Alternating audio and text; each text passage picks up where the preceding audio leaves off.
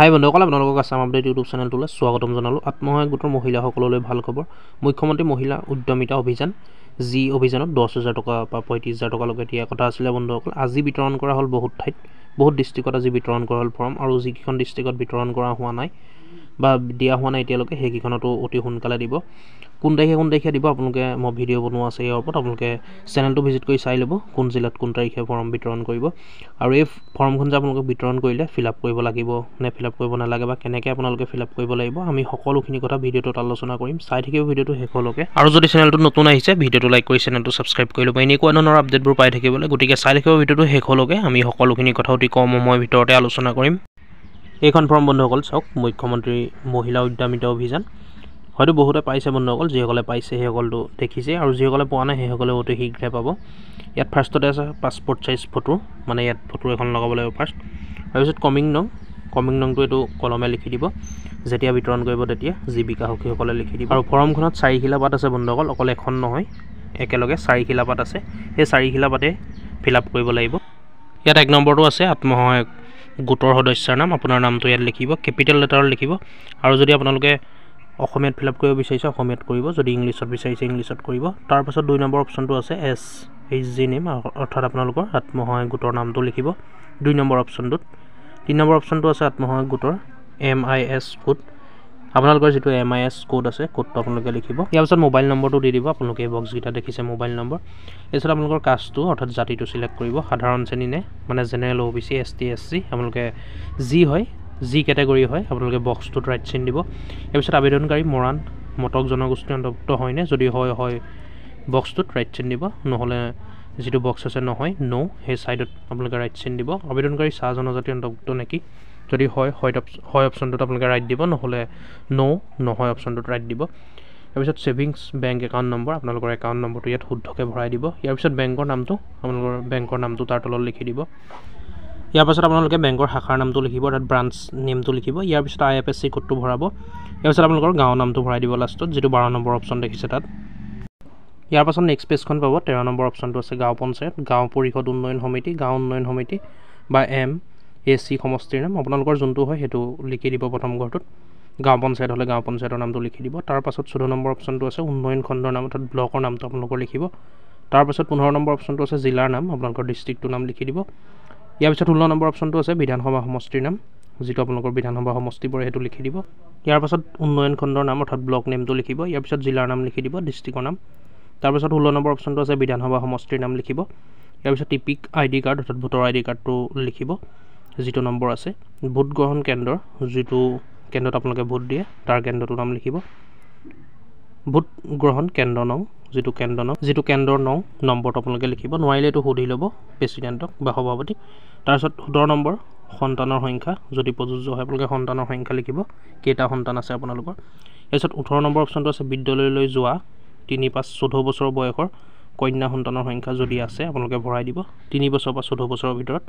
ইয়াৰ পাছত 19 নম্বৰ অপশ্যনটো আছে বিদ্যালয়ত কন্যা সন্তানৰ নামভৰ্তি কৰোৱা হৈছেনে নাই, যদি হৈছে বা নামভৰ্তি কৰিছে তেতিয়া হয় দিব, যদি নাই কৰা নহয় দিব, নহয় অপশ্যনটোত ৰাইট দিব।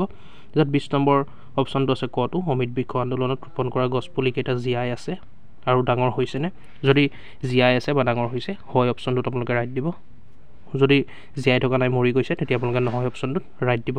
ইয়াত বন্ধুসকল আপোনালোকে শুদ্ধ কাৰেক্ট ইনফৰমেশ্যন দিব, কাৰেক্ট যিখিনি হয় সেইখিনি ভৰাব, ভুলকৈ নভৰাব বন্ধুসকল, পাছত নহ'লে আপোনালোকক ৰিজেক্ট কৰি দিয়া হ'ব। ইয়াৰ পাছৰ অপশ্যনটো আছে 20 নম্বৰ খটো, যদি নহয় সেই ঠাইত নতুন গছপুলি ৰোপণ কৰা হৈছেনে, যদি আপোনালোকৰ পুলিটো মৰি গৈছে নতুন আপোনালোকে গছপুলি ৰুইছেনে, যদি ৰুইছে য়েছ অপশ্যনটোত ৰাইট চিন দিব, যদি নাই ৰোৱা নহয় যিটো অপশ্যন আছে তাত ৰাইট চিন দিব। ইয়াৰ পাছত 21 নম্বৰ অপশ্যনটো আছে 2021 চনৰ আগতে লোৱা মাইক্ৰ' ফাইনেন্স ঋণৰ বাহিৰে আত্মসহায়ক গোট গ্ৰাম্য সংগঠন মণ্ডল পৰ্যায় সংগঠন বেংক বা আন কোনো নিৰ্দিষ্ট প্ৰতিষ্ঠানৰ পৰা লোৱা যিকোনো ঋণ পৰিশোধ কৰা হোৱা নাই, আপোনালোকে মাইক্ৰ' ফাইনেন্সৰ পৰা যদি লোন লৈছিলে পৰিশোধ যদি কৰা নাই, বা বেলেগ মণ্ডল পৰ্যায়ৰ সংগঠন বেংক বা আন কোনো বিত্তীয় প্ৰতিষ্ঠানৰ পৰা যদি লোন লৈছিলে আপোনালোকে ধাৰ মৰা নাই, তেনেহ'লে আপোনালোকে নো অপশ্যনটোত ক্লিক কৰিব, যদি ধাৰ মাৰিলে য়েছ অপশ্যনটোত ক্লিক কৰিব, মানে বক্সকেইটাত আপোনালোকে ৰাইট চিন দিব। ইয়াৰ পাছত আছে ঘোষণা ডিক্লেৰেশ্যন, আপোনালোকে কৰিব লাগিব মই শ্ৰীমতী, আপোনালোকৰ নামটো ইয়াত ফিল কৰিব, স্বামী বা পিতাৰ নাম দিব, ছেকেণ্ড খালী ঠাই যিটো দেখিছে আপোনালোকে ব্লেংক হৈ আছে তাত দিব। ইয়াৰ পিছত আপোনালোকে যোন তাৰিখে ফৰ্মখন জমা দিব তাৰ ডেটটো লিখিব আৰু স্থানটো লিখিব, মানে প্লেচ। ইয়াৰ পিছত আবেদনকাৰী স্বাক্ষৰ, আপোনালোকৰ নামটো লিখিব, মানে ইয়াত আপোনালোকৰ চাইনটো কৰিব। ইয়াৰ পাছত আছে সংকল্প পত্ৰ 1। ইয়াত আপোনালোকৰ যিটো ইয়াৰ দ্বাৰা মই শ্ৰীমতী আপোনালোকৰ নামটো লিখিব আৰু পাছৰ ঘৰটোত আপোনালোকে পিতা বা স্বামী নাম লিখিব। তাৰ পাছৰ ঘৰটোত বয়স লিখিব, তাৰ পাছৰ ঘৰটোত বছৰ লিখিব আপোনালোকৰ বছৰটো। তাৰপিছত আত্মসহায়ক গোটৰ এগৰাকী সদস্য আৰু মোৰ MIS কোড, MIS যিটো কোড আপোনালোকক প্ৰথমে কৈছিলোঁ সেইটো লিখিব ইয়াত। ইয়াৰ পিছত আপোনালোকে এইখিনি পঢ়ি ল'ব। ইয়াৰ পিছত আবেদনকাৰী স্বাক্ষৰ আপোনালোকৰ চাইনটো কৰিব তলত। ইয়াৰ পিছত আহি গ'ল সংকল্প পত্ৰটো। ইয়াৰ পাছত আপোনালোকে এইখন ফিল আপ কৰিব লাগিব সংকল্প পত্ৰটো। ইয়াৰ দ্বাৰা মই শ্ৰীমতী, বাকীকেইটা আপোনালোকে একেই ভৰাব। ইয়াতো আপোনালোকৰ নামটো, তাৰপিছত পিতা বা স্বামীৰ নাম, বয়স, বছৰ, তাৰপিছত MIS নম্বৰটো ভৰাব। ইয়াৰ পিছত আপোনালোকে তলত আবেদনকাৰী স্বাক্ষৰ দেখিছে তাত নিজৰ চাইন কৰিব আৰু সাক্ষী এগৰাকী লাগিব, অৰ্থাৎ সাক্ষীৰ চহী লাগিব। সাক্ষী যোনগৰাকী হ'ব তেওঁ চহী কৰি দিব তলত। আৰু ইয়াৰ ওপৰতে আছে মোৰ উপস্থিতি আবেদনকাৰীয়ে, মানে যিজনে সাক্ষী দিব তেওঁ লিখি দিব ওপৰত তাৰিখটো আৰু তলত স্বাক্ষৰ কৰি দিব। ইয়াৰ পিছত আপোনালোকৰ এইখন পেজো কৰা হৈ যাব। আপোনালোকে এইখিনি পঢ়ি ল'ব, ইয়াত ভালকৈ পঢ়ি বুজি ল'ব কি আপোনালোকে লিখিছে। ইয়াৰ বেক চাইডেও একেখিনি আছে বন্ধুসকল, খালি এইখিনি ইংলিছত আছে। যদি ইংলিছত ফিল আপ কৰিছে পাছৰখন ফিল আপ কৰিব, মানে এইখন। আৰু যদি অসমীয়াত কৰে ইয়াৰ আগফালে যিখন আছে আপোনালোকে যিটো আগত মই দেখুৱালোঁ সেইখন আপোনালোকে ফিল আপ কৰিব। ইয়াৰ পাছত পাছৰ পেজখিলালৈ যাব। ইয়াত আপোনালোকে দুখন ফটো লগাব লাগিব।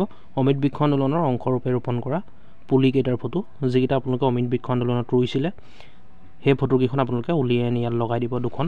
ইয়াৰ তলত আছে মুখ্যমন্ত্ৰী মহিলা উদ্যমিতা অভিযানৰ বিষয়ে, আপোনালোকে এইখিনি পঢ়ি চাব পাৰে। আঁচনিৰ লক্ষ্য কি, এইম অফ দ্য স্কিম, আঁচনিখনৰ পৰ্যায়ক্ৰমিক ৰূপায়ণ কি আছে, implementation of the scheme in পেচেছ, আপোনালোকে এইখিনি পঢ়ি চাব পাৰে। পঢ়ি চালে আপোনালোকে বুজিব ইয়াৰ লক্ষ্য কি আৰু আঁচনিখনৰ পৰ্যায়ক্ৰমিক ৰূপায়ণ কি।